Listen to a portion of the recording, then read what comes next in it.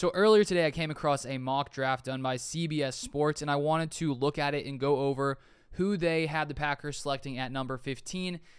And here it is here. It's done by Ryan Wilson, as I said, at CBS Sports. They went with picking Jordan Addison, wide receiver, USC, 6 foot, 175 pounds, to Green Bay. And of course, this would be shocking for the Packers to finally break their 20-year drought at, first round, taking a wide receiver. The Packers have shown us for years and years that they prefer to find players at the receiver position, not in the first round. But maybe the streak gets broken. He says this.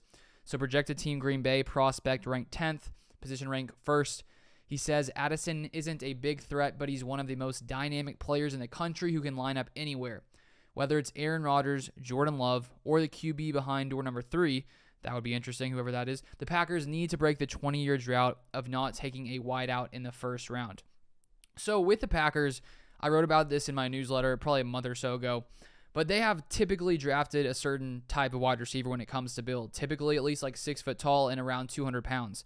So if they continue this trend, which I don't see why they would break the trend they've followed for years and years under Brian Gutekunst, but Jordan Addison, considering he is a little undersized at 175 pounds, I do wonder if they would really be willing to take someone like him. I feel like they may rather try to grab a receiver a little bit heavier because it's just sort of what they've shown us in the past. Personally, I think Jordan Addison seems like a great receiver, great young receiver, great route runner, and I think that, as I've said in the past, in these first 2 rounds, I hope the Packers come out of the draft with at least one pass catcher, whether that's a tight end, whether that's a wide receiver, because I think that, you look at Christian Watson, Romeo Doubs, I think they'll be great players, but I think we need to keep adding talent on this offense at receiver to be able to, whether it's Aaron Rodgers or Jordan Love, give them another weapon here in the passing game. First round, I would guess, if I had to put a guess on it, I would say most likely second round. So Jordan Addison, I would feel like isn't the most likely pick by the Packers, but you never know. And then I want to go over to a little excerpt by Daniel Jeremiah of NFL.com, just sort of going over Jordan Addison a little bit more.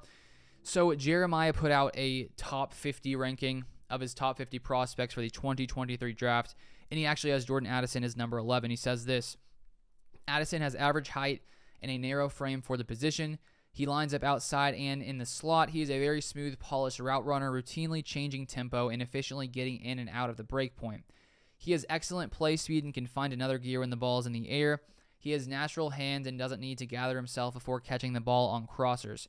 He can high point the ball when working back to the QB, but he has to get stronger on 50-50 balls. After the catch, he has excellent burst and wiggle overall. Addison should become a high-volume pass catcher very early in his pro career. So it seems like many of these draft experts who spend their entire day going through college film, figuring out who they think is the best prospect, many of them have Jordan Addison as the best wide receiver in this draft. So it would be interesting to see the Packers actually break that streak. I don't feel like they will. I just feel like they'll take something else there and probably wait to maybe round 2 or a little later, which hopefully it's the first 2 rounds. Personally, I hope that's what happens, but I don't see why the Packers would switch things up unless they're ready to really bolster this receiving unit. So that's all I wanted to share. I will be covering other NFL draft content for the Packers, other mock drafts I'll go over throughout the next few weeks as well. So stay tuned for more. Subscribe if you want to see more Packers content, but I appreciate you guys watching, and I'll see you guys next time.